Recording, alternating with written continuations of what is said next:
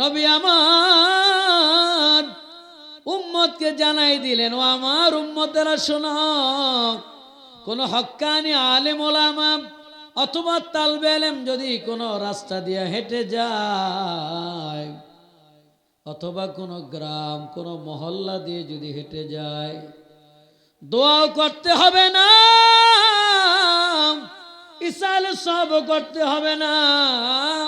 ওই আলেম ওই তালবে ইলমের ওই রাস্তা দিয়া মহল্লা দিয়া হেঁটে যাওয়ার কারণে ওই এলাকার যত মুর্দেগান কবরে ঘুমায় তাদের কবরের আযাব আমার আল্লাহ 40 দিনের জন্য মাফ করে দেয়। আরো জোরে, কতদিনের জন্যে? এ ভাইরে, একজন তালবে ইলম অথবা একজন আলেম যদি আগমনের কারণে এত উপকার হয়, আর যদি চোখের পানি ফেলে দোয়া করা যায়, বলো না রে বাবা, কিয়ামত পর্যন্ত আমার আল্লাহ মাফ করতে পারেনি। কি পারে কিনা?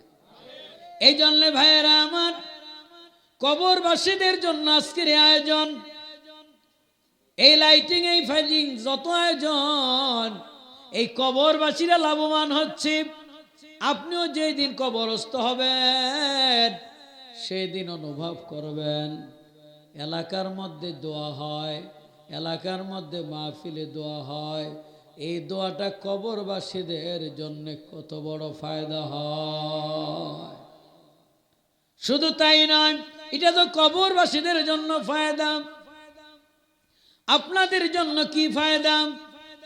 এ ভাইরে, আজকের এই মজলিস থেকে যাওয়ার পথে যদি আপনার মৃত্যু হয়ে যায়, যাওয়ার পথে সকলে সুস্বাস্থ্যের সাথে বাড়িতে পৌঁছবেন, এর কোনো নিশ্চয়তা আছে নাকি?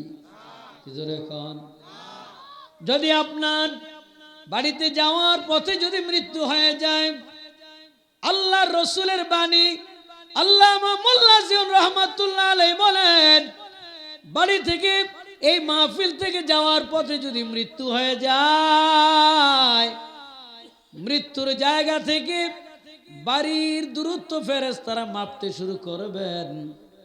ওই মৃত্যুর জায়গা থেকে আপনার বাড়িটা যতটুকু দূরত্ব হবে, আল্লাহ রাব্বুল আলামিন আপনার কবরটাকে ততটুকু প্রশস্ত বানাইয়া দিবেন।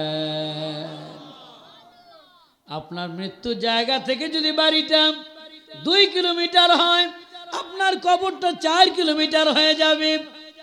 আপনার বাড়িটা যদি 4 কিলোমিটার হয়, চতুর্দিকে প্রশস্ত 8 কিলোমিটার হয়ে যাবে।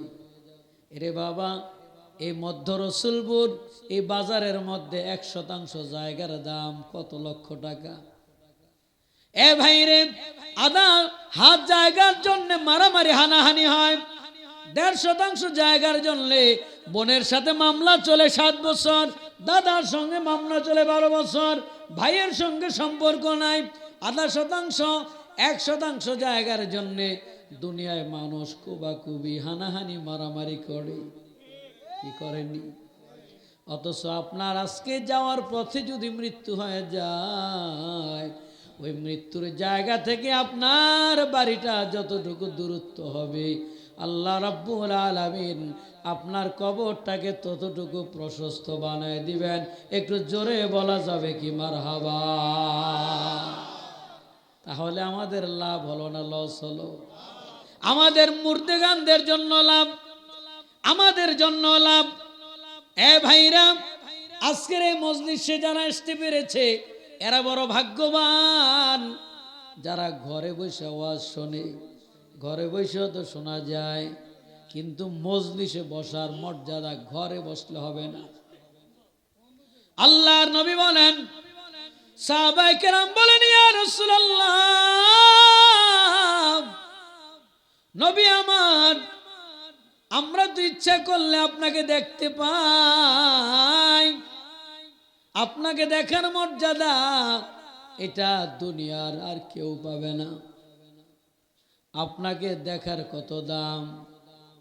আফতাবে নবুয়ত ও শানদার চিজ হায় गुनाह लेकर सामने बढ़ने से गुनाह जला दिया था।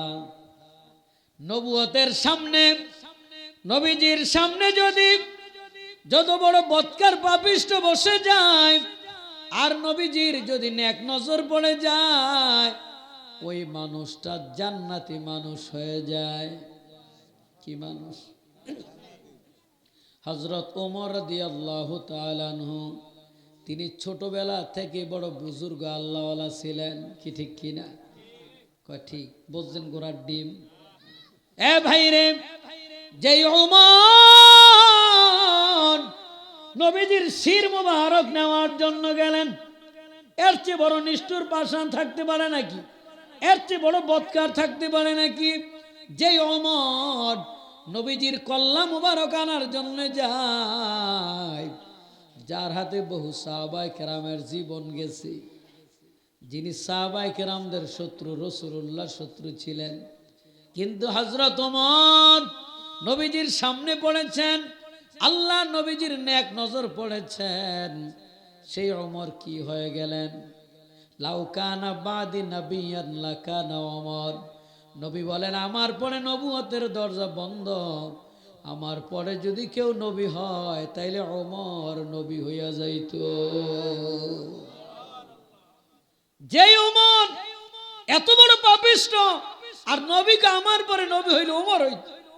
শুধু তাই নয়, যেই ওমরের কথা আল্লামা জালালউদ্দিন সুয়ুতী রহমতুল্লাহ আলাইহি বলেন কোরআন শরীফের 23 খানা আয়াত ওমরের পক্ষে আল্লাহ নাজিল করেছে।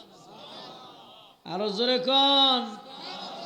নবীজি বলছে একটা, ওমর বলছে একটা। আল্লাহ পাক নবীর পক্ষে না দিয়ে ওমরের পক্ষে রায় দিয়েছে। যখন মক্কা বিজয় হলো, আল্লাহ নবী বললেন ও সাহাবীরা বাইতুল্লাহ থেকে সমস্ত মূর্তিগুলা ফেলে দাও, সমস্ত পাথরগুলা ফেলে দাও। কাফেররা যা পূজা করত, যে পাথরগুলা সেজদা করত, সব পাথরগুলা ফেলে দাও। হযরত ওমর বলে ইয়া রাসূলুল্লাহ, কাবা শরীফে একটা পাথর আছে যেখানে ইব্রাহিম আলাইহিস সালামের পায়ের ছাপ, এই পাথরটাকে রেখে দেবে, এটা ফেলানো যাবে না। নবীজি বললেন ঠিক আছে রেখে দাও। পাথর রেখে দিলেন, পাথরখানা বাইতুল্লাহর পাশে স্থাপন করলেন। আল্লাহ রসুল সহ সাহাবায়ে কেরাম মক্কা বিজয় করে তাওয়াফ করলেন। তাওয়াফ করে হযরত ওমর বলে ইয়া রাসূলুল্লাহ, আমরা তাওয়াফ করেছি, এখন ওই ইব্রাহিম আলাইহিস সালামের পায়ের ছাপওয়ালা পাথরকে সামনে রেখে 2 রাকাত নামাজ পড়ব। নবীজি বলেন না, যেই পাথরে কাফেররা পূজা করত, সেজদা দিত, সেই পাথরে তুমি নামাজ পড়বে, এটা হবে না। হযরত ওমর বলে ইয়া রাসূলুল্লাহ, এই পাথর ইব্রাহিম আলাইহিস সালামের পায়ের ছাপ, সেই জন্য না। এই পাথরে দাঁড়াইয়া ইব্রাহিম আলাইহিস সালাম আপনার জন্য দোয়া করেছেন,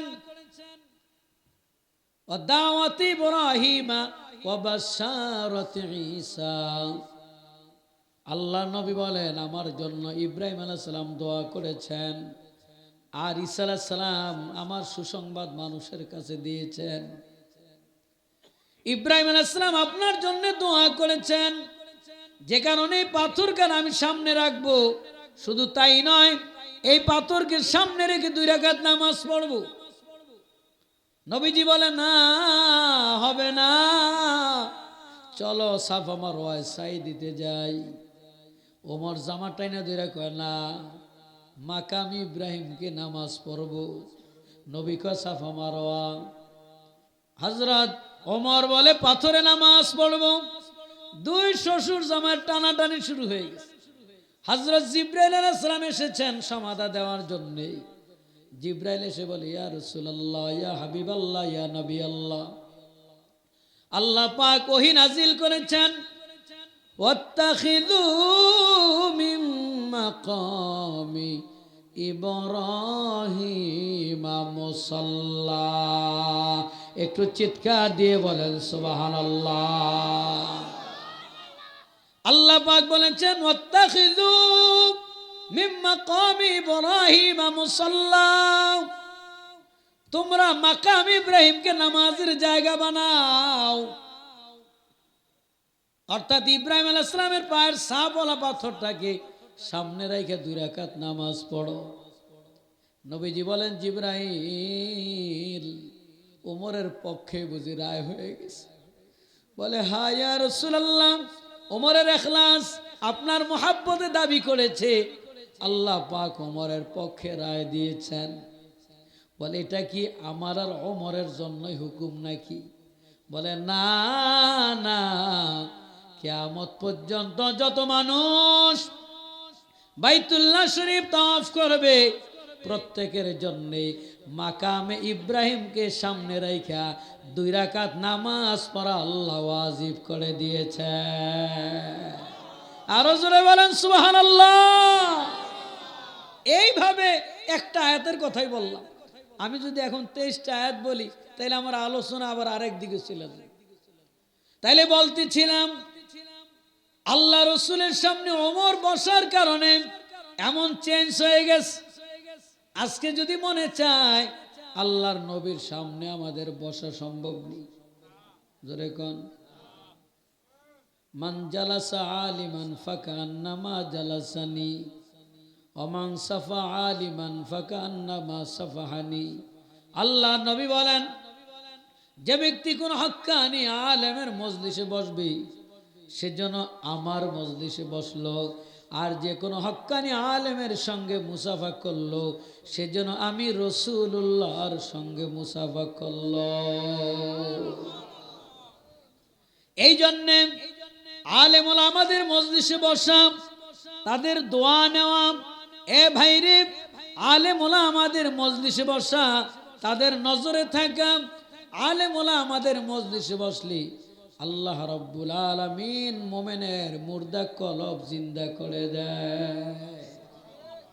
তাহলে আজকে যারা এই মজলিসে বসতে পারলাম আমরা বড় ভাগ্যবান, বলুন আলহামদুলিল্লাহ। এ ভাইরা, আমি আপনাদের সামনে কালামে হাকিম থেকে একখান আয়াতে কারিমা তেলাওয়াত করেছিলাম। সরওয়ারে কায়নাত নবী মুহাম্মদুর রাসূলুল্লাহ সাল্লাল্লাহু আলাইহি ওয়াসাল্লামের নুরানি জবান মোবারক থেকে অসংখ্য হাদিসে পাকের একখান হাদিস পাঠ করেছিলাম। আজকের এই মাহফিলকে বরকতপূর্ণ করার জন্য আল্লাহ আয়াতে কারিমা হাদিসের নূর দ্বারা আজকের মাহফিলকে মুনাওয়ার করুন, বলেন আমিন। আল্লাহ রাব্বুল আলামিন বলেন, এ দুনিয়ার মানুষ শোনো, তোমরা কি আমার দিদার পেতে চাও? জোরে বলেন আমরা আল্লাহর দিদার পাইতে চাই কি চাই না? কে কে চান 2 হাত উঁচু করে দেখান। 2 হাত, হাত তুলে রাখেন।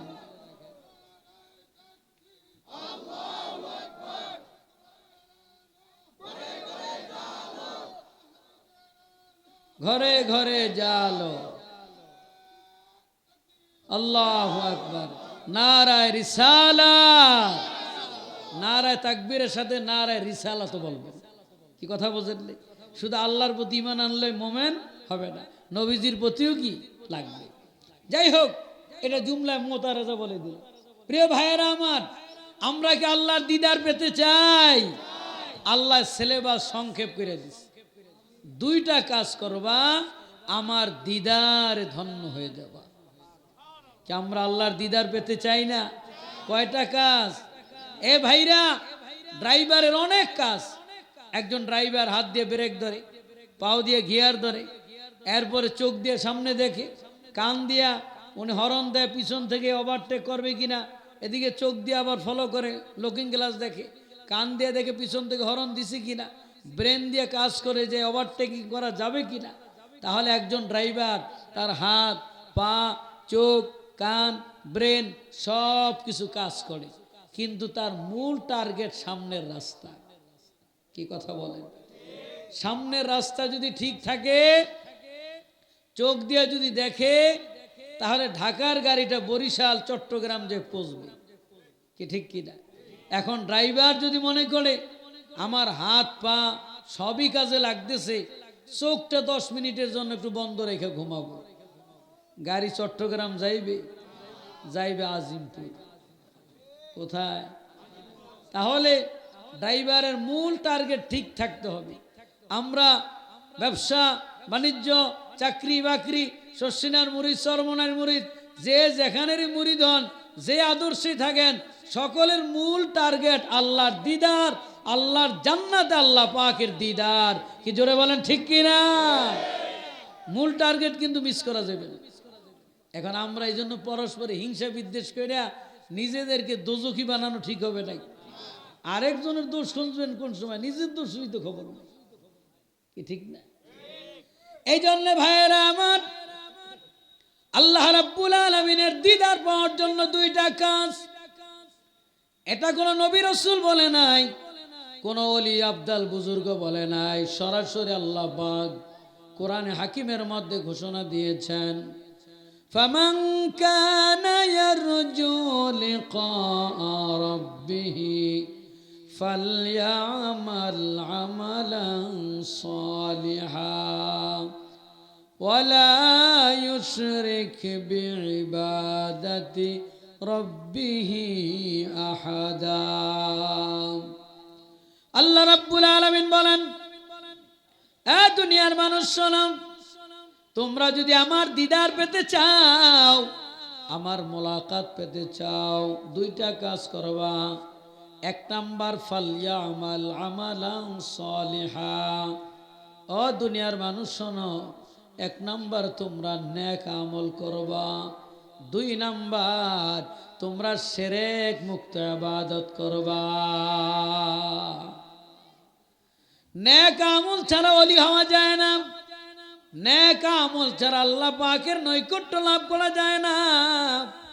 এ বাবা, বংশের জোরে, চাপার জোরে, টাকার জোরে ওলি হওয়া যায় না।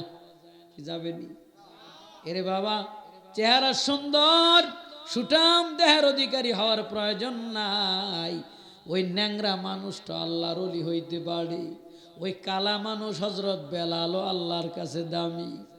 আপনি যেই স্তরের যেই রকম হন, আপনার একটা সুন্দর স্বচ্ছ দিল আল্লাহর কাছে বড় দাম। এই জন্য নেক আমল করা লাগবে, কি ঠিক কিনা? এ ভাইরা, আমল ছাড়া ওলি হওয়া যায় না। আমাদের ওলি হয়ে কবরে যাওয়া মূল মাকসাদ। এ বাবা, আব্দুল কাদের জিলানী, এটা বংশের জোরে হয় নাই। আব্দুল কাদের জিলানী ইবাদত কইরা হইছে। আব্দুল কাদের জিলানীর খাদেম কয়, হুজুর আপনার কোনো কারামত তো দেখি না, কেরামতি কিছু দেখান না কা? পিসা বইলেই তো কিছু কেরামতি দেখাইবেন, অলৌকিকতা দেখাইবেন। আব্দুল কাদের জিলানী বলে, বাবা আমার থেকে কোনো ফরজ তরক হইতে দেখছো নি? কয় না। সুন্নাত কয় না, ওয়াজিব কয় না, মুস্তাহাব বলে না, মুস্তাহসান বলে না। ফরজ থেকে একটা মুস্তাহসান পর্যন্ত আব্দুল কাদের জিলানী থেকে তরক হয় নাই।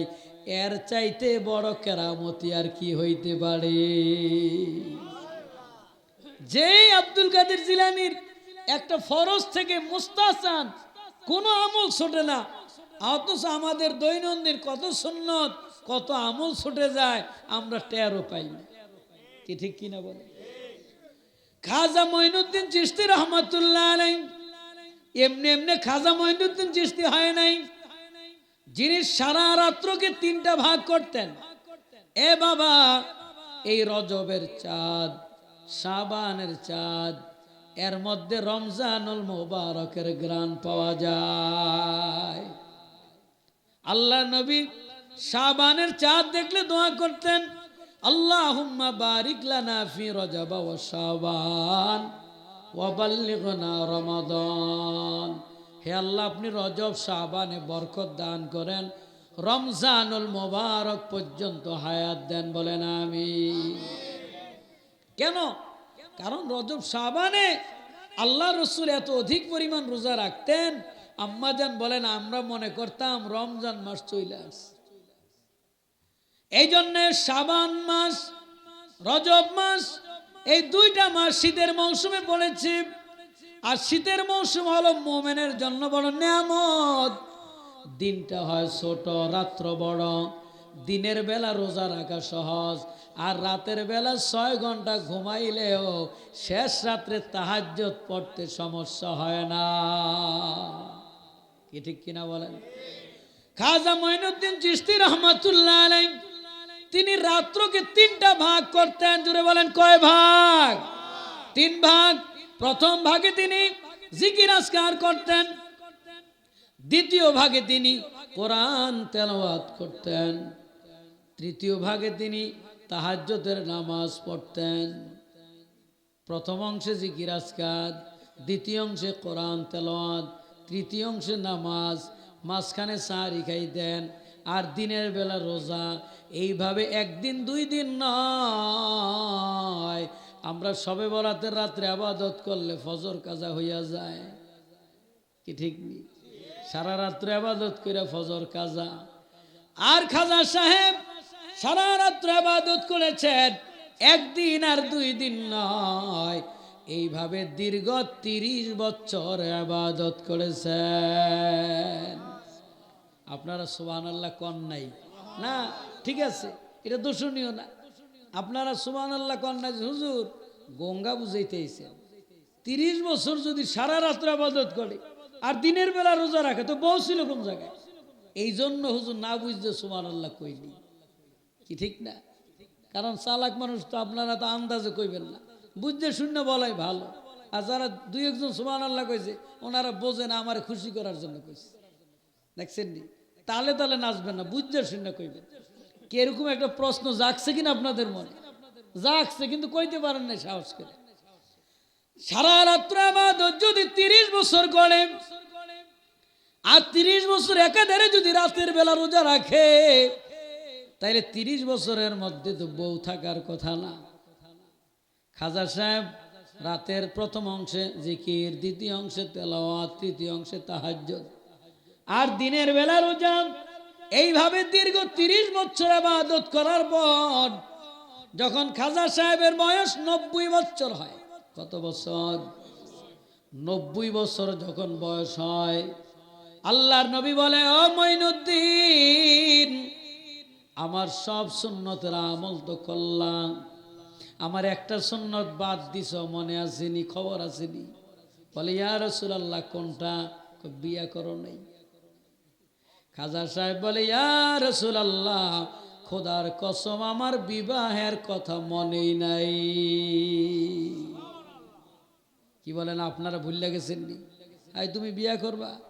ওই দেন কোলের বলা ও বিয়ার কথা শুন না, একটু করে চাই রয়েছে একটা কি বিয়া একটা জিনিস, সব পোলা পাইনি বল। কি ঠিক কিনা? আর বড় সড় বিয়ার উপযুক্ত হইলে বিবাহের কথা ভুললা যায়, এমন কোন মানুষ আছে নাকি? কি জোরে বলেন আছে? নাই। আর খাজা সাহেব ইবাদতের লাজ্জাত এমন মজা পেয়েছেন, তিনি 90 বছর বয়সে বিবাহ করেছেন আল্লাহর রসুলের নির্দেশ ক্রমে।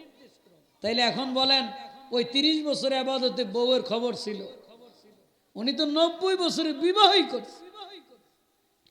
তিনি 90 বছর বয়সে যখন বিবাহ করলেন, এখন বউ বলে, কাপড় দাও, বাজার আনো, চাল আনো, ডাল আনো, এটা আনো, সেটা আনো। এ বাবা, খাজা সাহেব কাল্লা কোন জ্বালায় বললাম।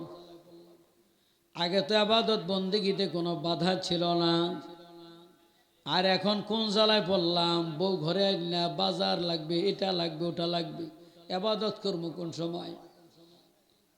এ বাবা, স্ত্রীর ভয়তে, বাজার ঘাট করার ভয়তে ইবাদত করার জন্য বউ রাইখা বউ বাদ দেওয়া, এটা বড় বুজুর্গি নয়। মান্না গুনজাম মান্না গোয়াম কে আজ দুনিয়া জুদাবাস, বহর কারে কে বাসে বা খুদাবাস। তুমি জঙ্গলে যায় ওলি হয়ে যাও, জঙ্গলে একলা একলা ইবাদত করে তুমি দরবেশ হয়ে যাও, তার চাইতে ঘরের কোনায় বসে নফল নামাজ পড়বা। তোমার সন্তান তোমার কাঁধের উপরে উঠবে, তোমার জায়নামাজের মধ্যে প্রস্রাব করবে, তোমার আবাদত দেখে তোমার স্ত্রী আবাদত করবে। ওই দৃশ্যটা আমার আল্লাহর কাছে বড় দামি। একলা বুজুর্গ হয়ে গেল, এদিকে সন্তান নামাজই পড়লো না, কি লাভ হইল? তুমি তাদেরকে তো পথ দেখাই গেল না।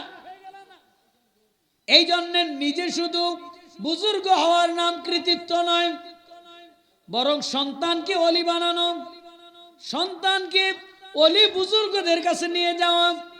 আপনি শুধু পীরের কাছে মুরিদ হয়েছেন, আপনি আল্লাহওয়ালার সহবতে যায় অলি হয়ে গেছেন না, না, বরং আপনিও যাবেন আপনার সন্তানকে অলি বানাবেন। আশরাফ আলী থানভী রহমতুল্লাহ আলাই জগৎ বিখ্যাত বুজুর্গ ছিলেন। উনি হজের সফরে গেছেন, দেখে একজন যুবক তাওয়াফ করতেছে, চেহারার মধ্যে আল্লাহর ওলির ছাপ দেখা যায়। কাছে ডাইকে বলে, বাবা তোমার কি বাবা পীর বা দাদা পীর? বলে না, আমার বাবা একজন কৃষক, দাদাও কৃষক। বলে তোমার চেহারার মধ্যে আল্লাহওয়ালার ছাপ দেখা যায়। বলে হুজুর, আমার বাপ দাদা বড় বুজুর্গ, আল্লাহওয়ালা নয়, তবে আমাদের বাড়ির পাশ দিয়ে একজন আল্লাহওয়ালা যাচ্ছিলেন, বড় বুজুর্গ যাচ্ছিলেন। আমার বাবা ওই বুজুর্গের সামনে নিয়ে আমাকে ধরেছেন। ওই আল্লাহর ওলি আমার মাথায় হাত বুলাইয়া ফু দিয়া দিছে, দোয়া করে দিছে। থানভী বলেন, ওই আল্লাহর ওলির ফুয়ের ছাপ আমি তোমার চেহারায় দেখতে পাই। এই জন্য সন্তানদেরকে আলেম ওলামা বুজুর্গদের কাছে নিয়ে দোয়া নিবেন, ফু নেওয়াবেন। এই জন্যে নিজে একলা ইবাদতের চাইতে সন্তান স্ত্রীদেরকে নিয়ে ইবাদত করে অলি হওয়া, এটা আল্লাহর কাছে বড় দামি। খাজা সাহেব, আল্লাহ কি জ্বালায় পড়লাম, আগে একলা ইবাদত করে অলি হয়েছি, এখন তো দেখি স্ত্রীর জ্বালায় আর বাঁচতেছি না। গাইবে আওয়াজ আর সেমইনুদ্দিন রে, একলা ইবাদত করা বড় বুজুর্গি নয়, তোমার স্ত্রীর সন্তান পরিবার নিয়ে অলি হওয়া এটাই বুজুর্গি। তোমার যদি বাজার লাগে রে, তুমি সলাতুল হাজত পড়া যায় না, মাঝের নিচে হাত দাও, তোমার সমস্ত বাজার ঘাট আমি আল্লাহ তোমার যায় না মাঝের নিচে দিয়া দেব। এটা মানলাহুল মাওলা ফালাহুল কুল। যদি আল্লাহ তোমার হয়ে যায়, গোটা জগৎ তোমার হয়ে যাবে। খাজা সাহেবের স্ত্রী বাজারে লিস্টি দিত, মাছ লাগবে, গোশত লাগবে, ডাল লাগবে, চাল লাগবে, সোনা লাগবে। এখন মাছ বাজারে যায় যদি কন ভাই ফেরান লাভলি আসেনি, কইবে পাগল, কি ঠিক কিনা? যদি কসমেটিক্সের দোকানে যায় কন ভাই পাঙ্গাস মাছ আসেনি, নদীর পাঙ্গাস, কি কইবি? পাগল।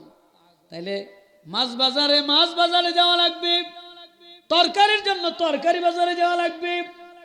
এক একটা ক্লাসিফিকেশন বাজার আছে।